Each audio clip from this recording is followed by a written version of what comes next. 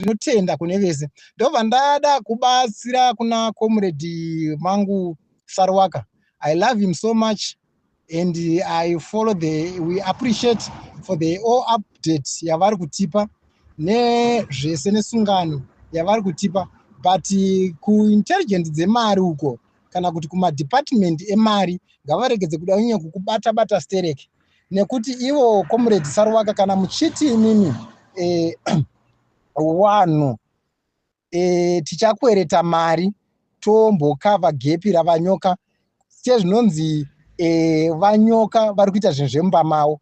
Don't expect kuti comrade nyoka vatengese kana bhasikoro kana kuti chikochikari kana chinyi zvacho chekunge vachiita dzimwe mari dzavari kuita kana dzekushandisa kana dzemabhera ari kana nedzechi. Mari idzodzo dzinofanira kuwa ma-expenses edu isu sema-citizens because tisu tiri kurwa hondo yacho. Saka hatifaniri kuexpecta kuti iyo nyoka wacho ngavatengese bhasikoro, ngavatengese chikochikari, ngavatengese mombe kumusha, kuita sezvinonzi ivo wazvipinza ma-expenses avo nekuda kwavo kana nejoyi yavo. Handiti misodzi yeZimbabwe ikuchema. Chikuru chandoda wenyosa kutenda, ndinoda kutenda ruzhinji rweZimbabwe nekumira kwamuri kuita naComrade Nyoka Yemabhuno, uyo wamunoziva ari murwi rusununguko rwegeneration yedu. Kurwira rusununguko kwakasiyana, hakusi kwekungobata pfuti chete nekuenda musango. Kurwira rusununguko runorwirwa nenzira dzakasiyana siyana. Saka uyo tinomudhikira segamba kana kuti hero reZimbabwe because abuda pachena kuti ari kurwira vana veZimbabwe rusununguko. Munhu akatora upenyu hwake akahusaina semusoja wenyika kuti inini ndafunga zvangu kufira ruzhinji, kuti kana mhuri yangu yasara ikatambura ngaichisara yaichitambura asi ichizikanwa kunzi baba vakafira rusununguko rwenyika yeZimbabwe. Kugurwa musoro, kufadzwa, kuzoita zvese zvingaitike munhu wekuti wazvipira.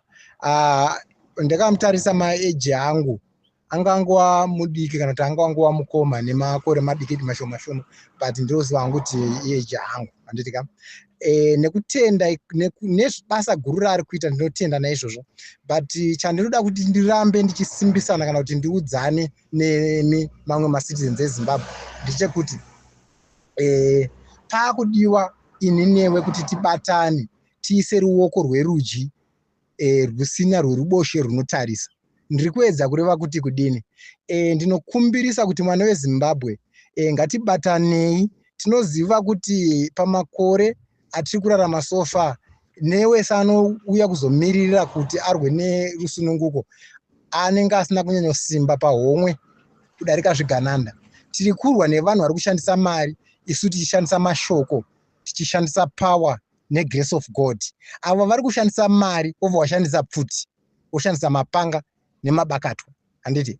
Saka zvinhu zvese izvozvo takatarisana nazvo sevana vari kurwira sununguko rweZimbabwe. But ndinoti semwana weZimbabwe, don't give up.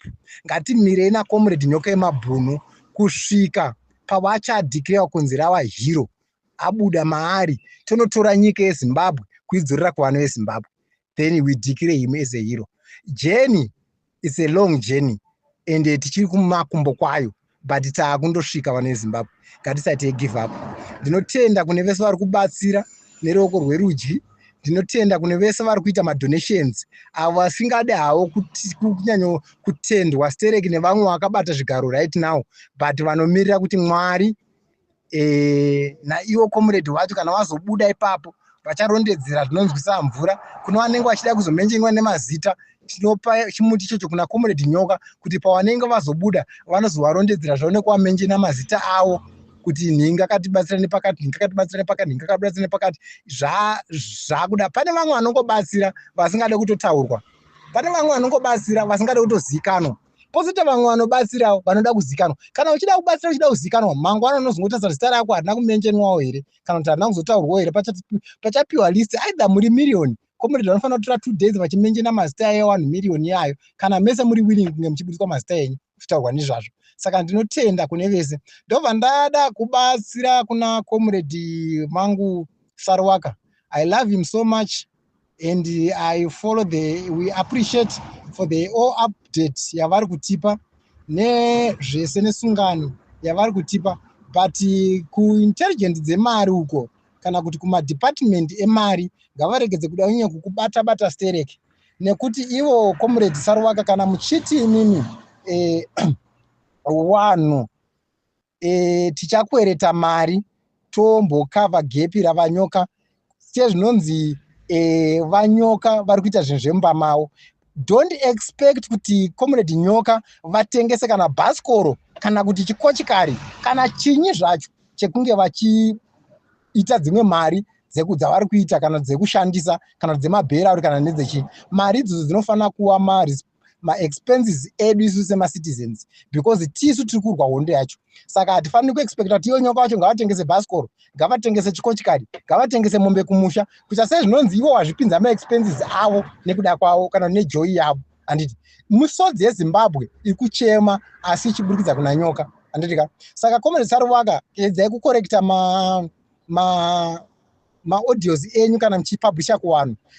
Comrade, munozviziva here kuti kudhirewa kwakaita mapapers kunga achisvika paposition in the day pekuti last week iyo dai pataiti comrade abuda but mapepa anonga kudzoka kuti vanhu vakatsondorera because mari idzi hadzichashayiwe kuvanhu nenyaya dzekuti dzikashayiwa kuvanhu zonzi pada kubiwa mari, but ofuchi paine zvimwe zvinhu zvakadzika-dzika zvinoda kushandiswa mari idzodzo. Pane zvinhu zviri agent zvekuti chero tikatosheya nhasi unoyu kuti ndikakuudzai kuti alright it's fine, ezeni ndakazvimirira ndakaburitsa mari yakati ndichiita kuti pange paine maparticulazi ese, munogona kushokekana pachezvenyu. Ndichikuudzai kuti munoziva here kuti musi wakati paidiwa bepa rakati, ndakaburitsa mari yakati, tikaenda kwakati, tikafamba zvakati kusvika nhasi comrade wasvike pavari. But inini ndiri munhu wekuti handidi kutendwa pavanhu, kana ndichiitira chinhu ndiri kuitira nyika yangu yeZimbabwe kuti inge isununguka, kuti generation yatiri kuzvara izova rugare rwakanaka, because yedu tinogona kutadza kuwana mukana iwoyo because of the ages. Handiti, but akuitira new generation inotevera, vana vedu nevana vedu vacho. Handitika. Saka naizvozvo chete ndinotenda kuti comrade kana muchininzwa zvakanaka padepartment remari apa, chiregedzai kuda kuoresa vanhu moyo muchiti mune kwamunokwereta, because pane pamakatombofaira kukwereta mari iyoyoyo mapepa akanonoka kuzosvika pakazongodomwa vanhu 3-4 vakaburitsa mari zveemergency zvekuti mapepa azosvike remangwana acho. Dai pasina kuzoita zvekudomwa vanhu, dai nanhasi tiringonzi mapepa is not arrive, mapepa is not arrive, mapepa is not arrive.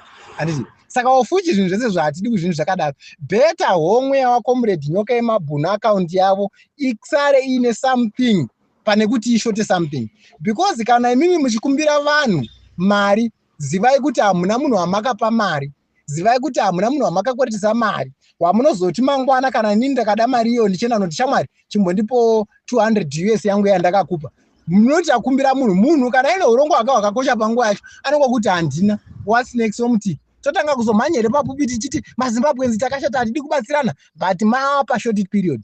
Garai maisa right account paplatform penyu kuti wese vari willing kudonata. Maakaundi yandaisayo ndiyo akaundi yanyoka, musazonzwa mumwe munhu anouya neakaundi isina kufanana nenhamba dzandaisa idzi.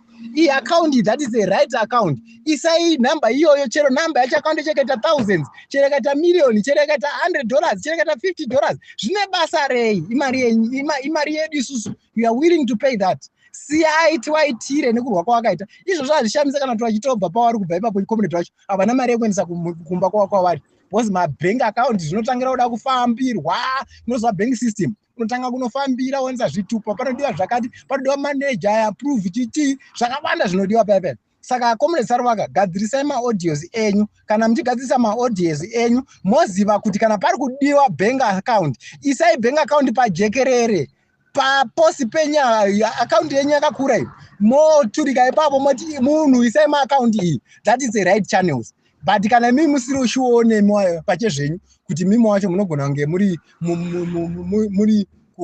kusawimbika pamuri, ipapo paakunetsa. But pane administration iri kubhadhara malawyer right now, administration iri kubhadhara mari dzese dziri kushafambiswa. Hapana pekuti munozoti government yati asi zvenga ichistruggle Zimbabwe taakumitira for free. Saka government yeSouth Africa hakuna zvakadaro. Saka imimi zivisai vanhu mari dziende maakaundi in time, kana mari dzienda maakaundi in time tozoti musati twendi pane chimariwo mbichana pakanzi koti kuriwa mari akati hamuchamhanya kunoti ipapo ndeni angaitawo $2 ndeni angaitawo $3 ko mukanyimwa unotemha nemari yekukumbira.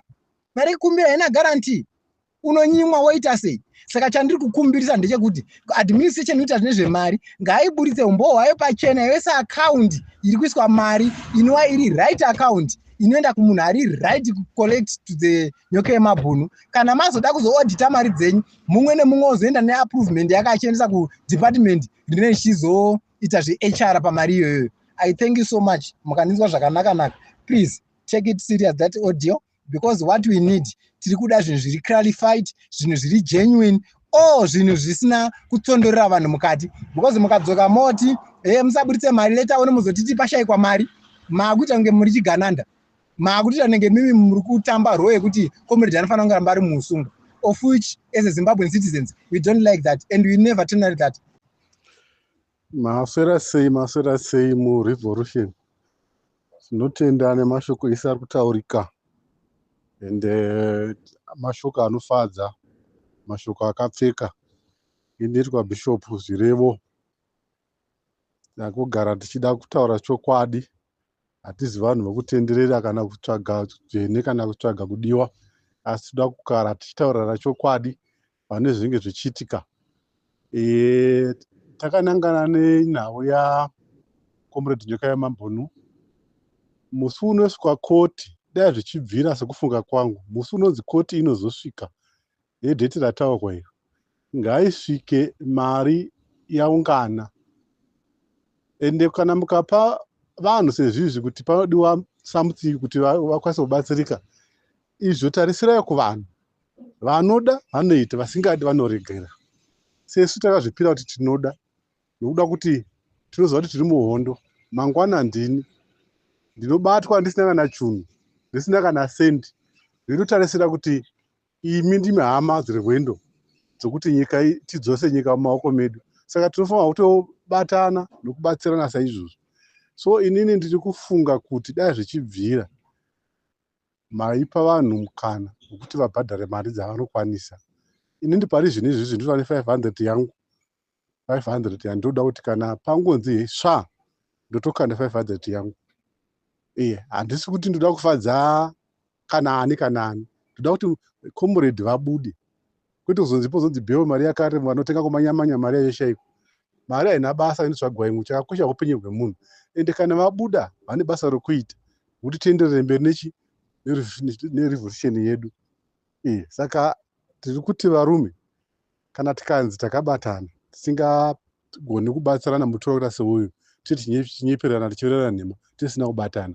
Kana takabatana hero basa, ngatibatsirei comrade wedu Nyoka Yemabhunu, tibvise mari iri kudiwa.